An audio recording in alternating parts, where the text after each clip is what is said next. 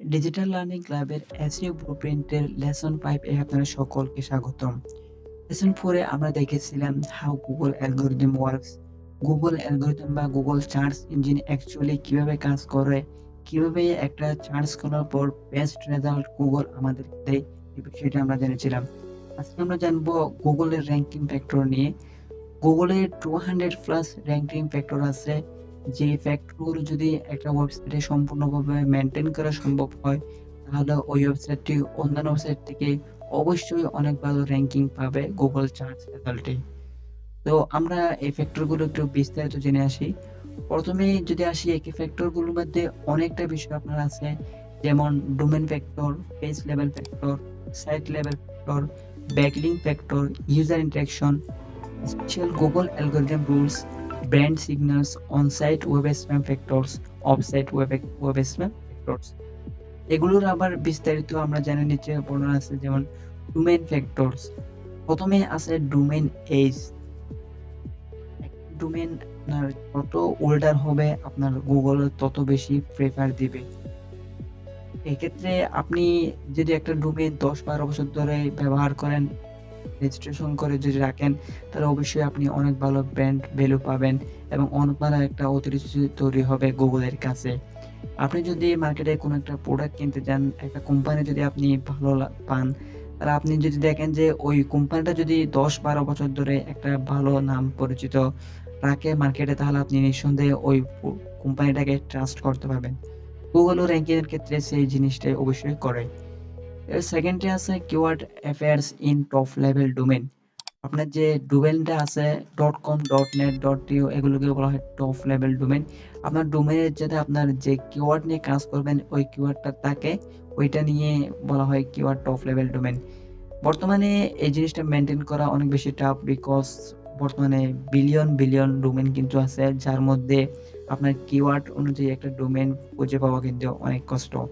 যেমন আমি এখানে সার্চ করলাম বেবি টয়েস। আমি যদি বেবি টয়েস নিয়ে করতে চাই, এবং যদি ডোমেন আমি এখান থেকে দারাজ, এরপরে কত অন্যান্য ডোমেন আছে, তো আমি যদি babytoys.com একটা ডোমেন নিই, এরপর ওই ডোমেইনে যদি আমি কন্টেন্ট এবং বিভিন্ন প্রোডাক্ট লিস্টিং করি, এক্ষেত্রে কিন্তু অবশ্যই অন্যান্য ওয়েবসাইট থেকে একটু ভালো অথরিটি পাওয়া যাবে। এরপর আছে ডোমেইন রেজিস্ট্রেশন লেন্থ। আপনি একটা ডোমেইন কিনলেন, এটা কতদিনের জন্য রেজিস্ট্রেশন করে রাখলেন? সিম্পলি আমরা সাধারণত 1 বছরের জন্যই কিন্তু রেজিস্ট্রেশন করে রাখি। তবে এক্ষেত্রে আপনি যদি সেটা 4-5 বছরের জন্য রেজিস্ট্রেশন করে রাখেন, তবে এটা আপনাকে গুগল অনেক বেশি ট্রাস্ট করবে, আপনাকে ভালো রেজাল্ট দিবে। পরবর্তী আছে কিওয়ার্ড ইন সাবডোমেইন। আপনার যে সাবডোমেইন তৈরি করবেন, এই সাবডোমেইনের মধ্যে যেন আপনার কিওয়ার্ড থাকে। সাবডোমেইনগুলো আমরা অনেক পেয়ে থাকি। এজ এন এক্সাম্পল এখানে দেখেন taras.com.bd আছে। এখানে যদি আরেকটা অপশন করি আমি, blog.taras.com.bd, এখানে ব্লগ সেকশনটা আছে, ওইটা একটা সাবডোমেইন চলে গেল। এজ এন এক্সাম্পল sellers.taras.com.bd, ওইটা একটা সাবডোমেইন হয়ে গেল। তো এভাবে আপনারা মানে আরো বিস্তারিত জানতে পারবেন। পরবর্তীতে যদি আমরা আসি ডোমেইন হিস্টোরি। আপনার ডোমেইন হিস্টোরি কেমন, মানে আপনারটা আপনি একটা ডোমেইন কিনলেন, এটা এর আগে আরেকজন কিনলো, যেটা আপনার গুগল পেনাল্টিকে তার ওয়েবসাইটটা বন্ধ করে দিল। এইরকম যদি হিস্ট্রি থাকে, আপনার অবশ্যই ডোমেইনটা আপনি ভালো র্যাঙ্ক পাবেন না, বিকজ ওইটাতে আগে ভাগে একটা পেনাল্টি খাওয়া আছে। তো আপনি একটা ডোমেইন নেবেন, ওই ডোমেইনটা হিস্ট্রি কিভাবে চেক করবেন? সিম্পলি আপনারা চলে যাবেন who.is,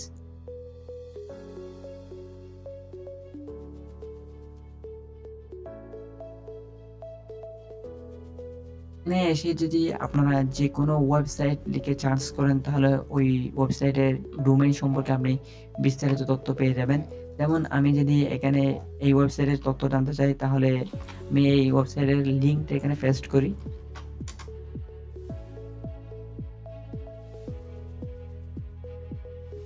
এই ওয়েবসাইটের সম্পূর্ণ লিস্ট ডাটা আমার কাছে চলে আসবে। এটা হচ্ছে আপনার 29 তারিখ 2023 এক্সপায়ার হয়ে যাবে, এবং এটা রেজিস্ট্রেশন করা হয়েছিল 2006 সালে। এটা এখনো পর্যন্ত রানিং আছে। এরকম সকল বিষয় কিন্তু আপনি জানতে পারবেন। তো অবশ্যই একটা ডোমেইন কেনার আগে এর ওল্ড হিস্ট্রি আপনি চেক করে নেবেন। এরপর হচ্ছে exact match domain. Exact match domain বলতে আপনি যখন কাজ করবেন ওই কাজের সাথে যে ডোমেনটা যাতে ম্যাচ করে এটা হচ্ছে এক্সাক্ট ম্যাচ ডোমেন। পরবর্তী আছে পাবলিক ভার্সেস প্রাইভেট হুইস। এই যে আমরা একটু আগে করছিলাম, এখানে কিন্তু অনেক ডোমেন কিন্তু ডোমেনের এই যে বিস্তারিত এটা কিন্তু শো করে না, ওটা প্রাইভেট করা থাকে। আপনি যদি কোনো ডোমেন কিনেন তখন দেখতে পাবেন প্রাইভেট হুইস নামে আপনার এক্সট্রা একটা পেমেন্ট করা লাগে, যেটার মাধ্যমে আপনি কিন্তু এইখানে যে কেউ আপনার ডোমেন সম্পর্কে কাজ করবে কোনো তথ্য পাবে না। তো আপনার তথ্য যদি প্রাইভেট থাকে তাহলে অবশ্যই একটু গোবর র্যাঙ্কিং একটু ফ্যাক্টর পাওয়া যায়। আছে প্যানালাইজড হুইজ ওনার।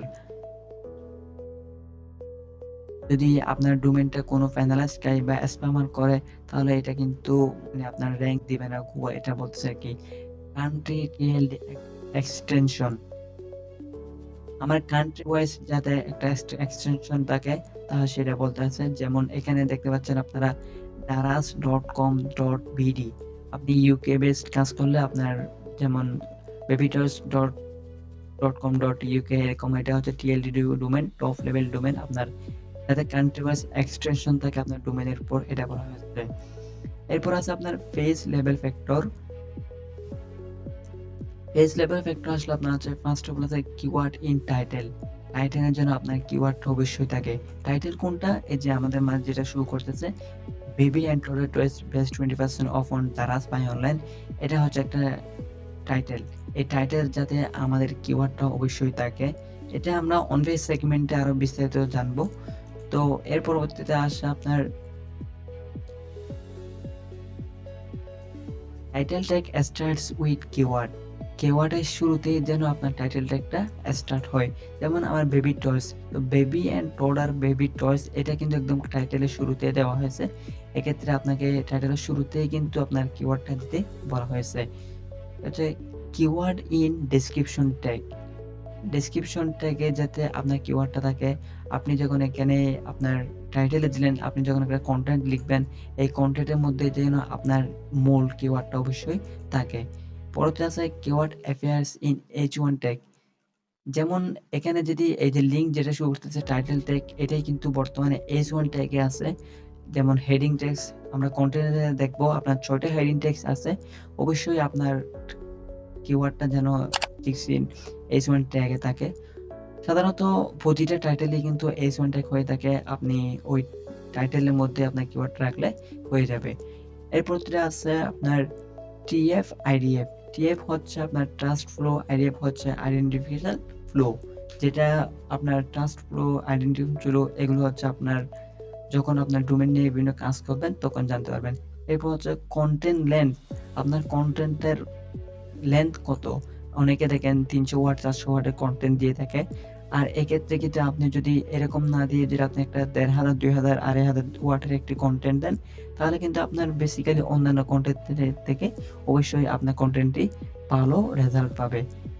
দেখেন এখানে একটা গ্রাফ দিয়েছে তারা, আপনার যদি এখানে 1000 ওয়ার্ড হয় আপনার র্যাঙ্কিং ফ্যাক্টর কেমন, আর যদি 2000 ওয়ার্ড হয় তাহলে আপনার র্যাঙ্কিং পজিশন কেমন। এরপর হচ্ছে table and travel of content. সাধারণত আমরা যে কোনো ওয়েবসাইটে যখন যাই এখানে আপনার ব্লুপ্রিন্ট দেখতে পান, যেখানে লিঙ্ক করলে আপনার একটা কন্টেন্টের এক্সট্রা বিপ চলে আসে, এটা হচ্ছে আপনার টেবল অফ কন্টেন্ট। যেমন এখানে তারা একটা দিয়েছে, এটা হচ্ছে আপনার table of content. Latent semantic indexing keyword LSI। LSI keyword নিয়ে আমরা যখন কিওয়ার্ড নিয়ে বিস্তারিত জানবো তখন অবশ্যই জানবো LSI ওয়ার্ড কোনগুলো কিভাবে ইউজ করবেন। এবার হচ্ছে LSI keyword in title and description. অবশ্যই একটা মেইন কিওয়ার্ড থাকে আর একটা LSI কিওয়ার্ড থাকে। LSI কিওয়ার্ডটা আপনাকে টাইটেল এবং ডেসক্রিপশন থেকে দিয়ে বলা হয়েছে। পড়তে আছে page covers topic in depth. আপনি যেই টপিকটা নিয়ে আপনার পেজটা এটা যেন আপনার ক্লিয়ার ভাবে আপনার ওই পেজের মধ্যে বর্ণনা থাকে, এটাই বলা হয়েছে।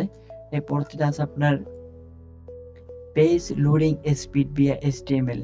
আপনার পেজটা লোড হতে কত সময় নিচ্ছে, এটা কিন্তু অনেক বড় একটা র্যাঙ্কিং ফ্যাক্টর। বিকজ আপনার পেজটা যত ফাস্ট লোডিং হবে ইউজাররা তত বেশি আপনার ওয়েবসাইটে থাকবে। সাধারণত বলা হয়ে থাকে আপনার ওয়েবসাইটটা যেন 3 সেকেন্ডের মধ্যে লোড হয়, না হলে কিন্তু অন্য ওয়েবসাইটরা অবশ্যই ওই ওয়েবসাইট থেকে ব্যাক করে অন্য ওয়েবসাইটে চলে যায়। তো আজকে আমরা 1 থেকে 20 পর্যন্ত জানলাম। পরবর্তী এপিসোডে এরপর থেকে আমরা জানতে থাকবো। তো কোনো কিছু না বুঝলে কমেন্ট করবেন আর ভিডিওটি ভালো লাগলে একটি লাইক করবেন। আর পরবর্তী ভিডিওগুলো পেতে সাবস্ক্রাইব করবেন। ধন্যবাদ।